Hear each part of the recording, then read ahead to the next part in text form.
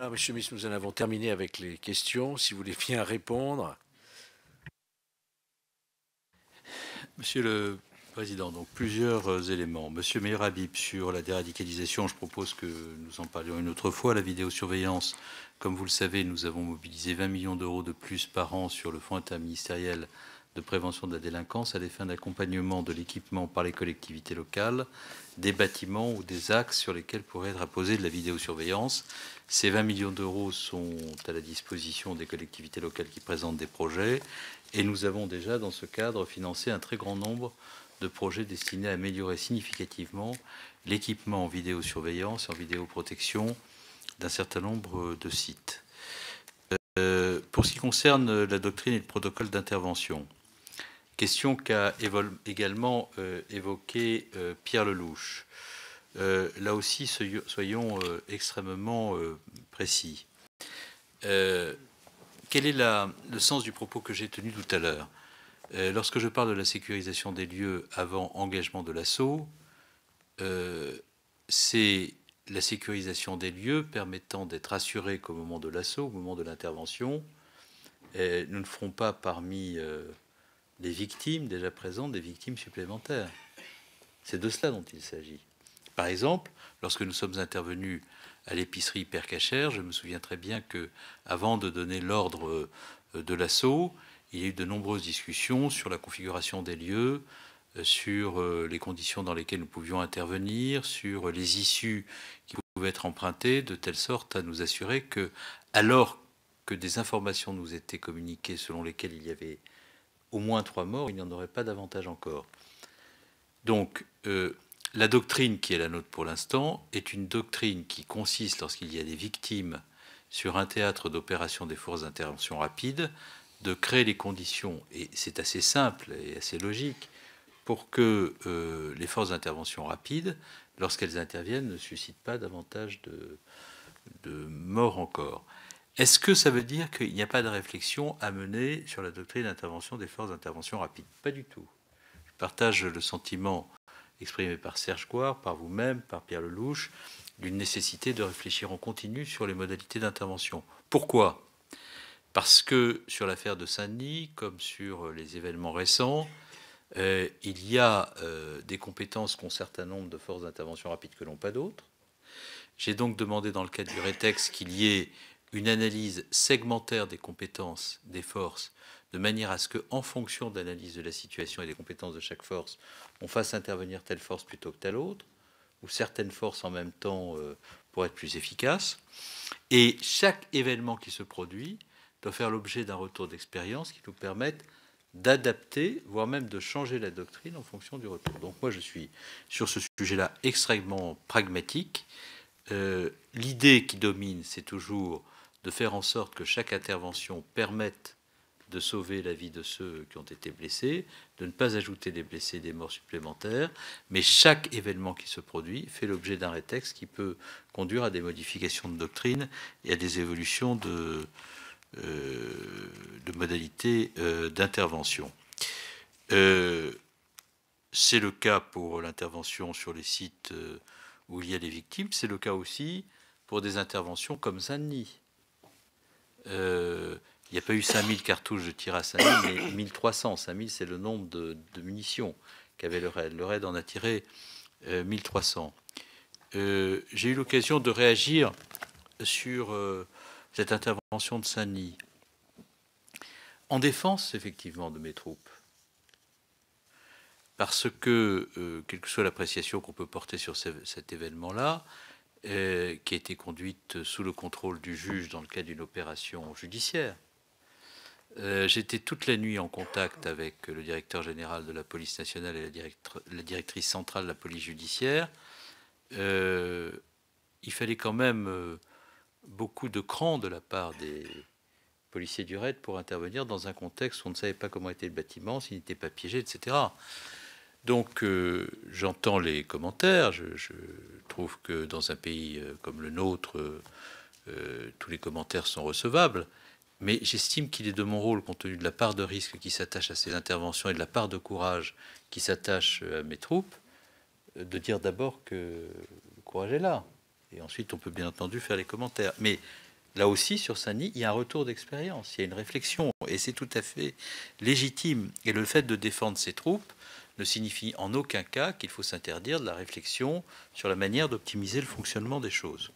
Olivier Falorni, pour ce qui concerne Jean-Marc Rouillant, j'ai demandé à mes services d'examiner la possibilité juridique d'adresser au procureur de la République un article 40 afin que les poursuites adéquates, si elles sont possibles, soient déclenchées. Et d'autre part, comme vous le savez, c'est l'état du droit, il appartient au ministère public de requérir la révocation de la libération conditionnelle de cet individu. Donc, moi, je n'ai aucune mansuétude à l'égard de ce type de propos. Je considère que ces propos sont une offense à la mémoire des victimes et une blessure supplémentaire pour des familles qui ont déjà beaucoup enduré. Et la réponse doit être claire. Et j'espère que vous considérez que celle que je viens de vous adresser est claire. Pour ce qui concerne la question de Pierre Lelouch sur l'état d'urgence, bon, on a un débat avec Pierre Lelouch régulièrement sur ces sujets-là, et ce débat est très sain d'ailleurs. Moi, je considère que la lutte contre le terrorisme appelle la plus grande rigueur juridique dans les moyens qui sont mobilisés pour y faire face. Et l'analyse que j'ai livrée tout à l'heure concernant les conditions juridiques de déclenchement de l'état d'urgence est une réflexion que j'ai eu l'occasion de développer publiquement devant votre commission, mais pas seulement, et je l'ai développée publiquement avec la plus grande sincérité, comme j'ai toujours souhaité que dans la mobilisation des mesures de police administrative de l'état d'urgence, la plus grande rigueur soit mise en œuvre au sein de mes services, et notamment des services de la direction de liberté publique. Mais vous voyez que malgré toutes les précautions que nous prenons, il y a des décisions du juge administratif qui cassent des décisions parce que le droit n'est pas une science exacte, des mises en cause du ministère de l'Intérieur et du ministre de l'Intérieur lui-même. Ça fait partie de l'ordre des choses, mais la doctrine qui est la mienne, c'est de faire en sorte que le ministère de l'Intérieur s'emploie à être toujours scrupuleusement conforme au droit, même si parfois la volonté d'être rigoureusement conforme au droit peut entraver un certain nombre d'actions dont nous considérons qu'elles sont utiles. Serge Grouard a posé la question sur la doctrine d'emploi. Je crois que j'y ai répondu. Pour les modalités d'intervention, il y a bien entendu pour les forces d'intervention rapide comme pour les forces de sécurité civile qui sont intervenues, une coordination qui est assurée selon l'échelon de la décision à prendre, soit par la cellule de crise, soit par le préfet de police lui-même. Et vous avez constaté que pour ce qui concerne l'articulation de l'intervention de la BSPP, des forces de protection civile, des forces de sécurité civile, mobilisées dans les SDIS de la couronne de la région Île-de-France, l'articulation a été bonne, mais il faut qu'on s'assure que sur des territoires plus lointains, c'est l'objet de la préoccupation de l'Orléanais que vous êtes, les choses soient faites de la même manière. C'est la raison pour laquelle j'ai donné des instructions au préfet pour déclencher des exercices sur la base d'une méthode extrêmement précise qui permette cette coordination et cette articulation dans chaque territoire. Et c'est la raison pour laquelle je me rends à Nîmes le 17 mars prochain pour mettre en œuvre, dans le cadre de cet exercice, cette coordination sur le terrain à partir d'un exercice concret et réel. Je vous ai répondu, c'est la même philosophie qui présidera au rétex et à la mise en œuvre de ce que nous ferons le 17 à Nîmes. Est-ce qu'il y a des précautions utiles et des renseignements utiles dans l'avenir compte tenu de ce que nous voyons des projets d'attentat? Oui, déjoués. Oui, bien entendu. Beaucoup des renseignements que nous avons récupérés dans le cadre des entretiens administratifs ou des entretiens judiciaires qui ont eu lieu au terme de l'évitement de ces attentats, mais aussi au terme des auditions des 1038 individus qui, dans le cadre des 236 procédures judiciaires, ont été auditionnés ou vont l'être. Nous récupérons énormément d'éléments qui sont autant de préconisations qui, chaque jour, nous conduisent à adapter l'intervention de nos services face au risque. Et le terrorisme, face à des gens qui font mouvement, doit nous conduire à faire mouvement chaque jour en fonction des éléments d'information que nous récupérons. Est-ce que, Monsieur Laurent, on peut verser des éléments d'affaires antérieurs dans les dossiers actuels? moi, je n'ai pas à me prononcer sur ce sujet. C'est une affaire de juges d'instruction qui conduisent les enquêtes et qui, dans le cadre des enquêtes qu'ils conduisent, peuvent souhaiter, dans le cadre de réquisitoires supplétifs, obtenir des éléments complémentaires ou éventuellement verser dans leur dossier des éléments résultant d'enquêtes antérieures qui peuvent susciter des questionnements suivants. Les avocats, d'ailleurs, sont là pour faire en sorte que cela soit possible. Et j'ai compris de l'audition qui a eu lieu avec les victimes et leurs avocats que certains de leurs conseils souhaitaient qu'il soit fait ainsi. On parlait tout à l'heure de l'affaire du Bataclan, c'est de ça dont il s'agit. Très bien, il faut le faire. Et moi, je le redis vraiment très solennellement devant votre commission, parce que j'ai été très engagé sur d'autres dossiers, je pense à l'attentat de Karachi. Je ferai tout dans ma responsabilité pour que le maximum d'informations soit communiquées, pour ne pas dire la totalité. Les juges et les avocats, ceux qui ont été auditionnés, j'en connais certains, ont une très bonne maîtrise de ces techniques, savent comment il faut procéder pour obtenir ces éléments d'information nécessaires à l'avènement de la vérité. Pour ce qui concerne les fiches S, moi je crois que ce qui est important concernant les fiches S, c'est qu'il y ait une actualisation permanente de ces fiches. Dans le cadre du travail que nous conduisons avec les MOP, le FSPRT, dans le cadre de l'état d'urgence, nous avons dû procéder à plusieurs milliers d'actualisations.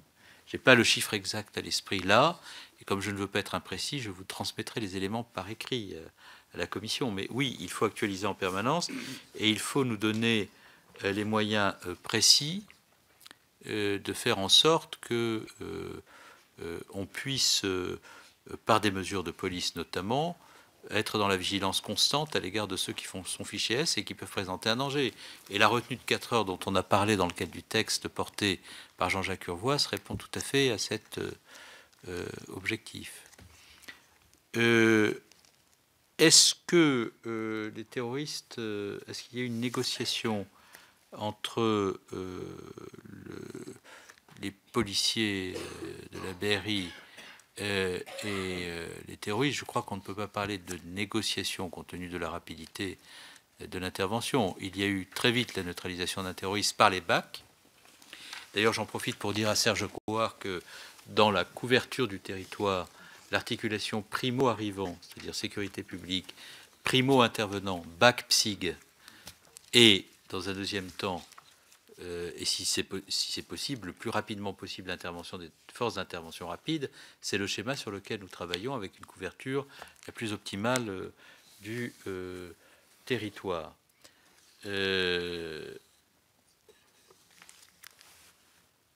Pour ce qui concerne la question que vous posez, pour être extrêmement précis dans la réponse, à 23h27, à 23h29, à 23h48, à 0h05, à 0h18, le 14 novembre, le négociateur de la BRI entre en contact avec eux, mais ces appels permettaient de les dénombrer, de mesurer la détermination à mourir en martyr. Donc il n'y a pas de négociation à proprement parler, il y a une tentative d'évaluation et de contact. Et le dernier appel qui a été fait, à 0h18, servait à capter leur attention de manière à faciliter l'assaut. Donc, je pense que ces éléments sont précis. D'ailleurs, j'en profite pour le dire au président et au rapporteur que sur ces sujets extrêmement précis, nous sommes à votre disposition pour répondre en continu, par-delà mes auditions, de façon écrite, aux questions que vous poserez pour que vous ayez la totalité des informations dont vous souhaitez disposer. Mais il ne s'agit pas d'une négociation au sens classique du terme. Voilà. Bon. Sur Paris, la question des voies sur berge. Bon, nous sommes tombés d'accord avec la maire de Paris sur le fait qu'à chaque fois qu'il y a un aménagement de voirie souhaité, les conditions de sécurité, d'intervention des forces de sécurité et de réactivité face aux risques terroristes ou à l'intervention des forces de sécurité civile ou des forces de sécurité intérieure serait évaluée en très étroite discussion avec la ville de Paris, pour des raisons simplement qui tiennent à la nécessité de faire face dans les meilleures conditions à des risques élevé, et nous le ferons bien entendu dans le cadre de cet aménagement dont honnêtement je n'ai pas encore parlé avec la maire de Paris. Donc vous allez regarder ça. Mais on regarde toujours. Normalement c'est en septembre que ça commence. Oui, mais ça c'est le souhait exprimé par la maire de Paris, c'est légitime, et à chaque fois qu'il y a des sujets de ce type, avec la volonté d'accompagner la ville de Paris, nous regardons les conditions dans lesquelles nous pouvons assurer l'intervention efficace des forces de sécurité intérieure et des forces de sécurité civile en cas non seulement d'attentat, mais il peut y avoir d'autres sujets qui peuvent justifier d'une intervention rapide. Monsieur le ministre, au nom de toute la commission, nous vous remercions pour toutes vos réponses et votre grande disponibilité. Et comme je l'indiquais, nous nous reverrons donc au mois de mai pour aborder les questions relatives au renseignement. Voilà, la séance est levée. Merci.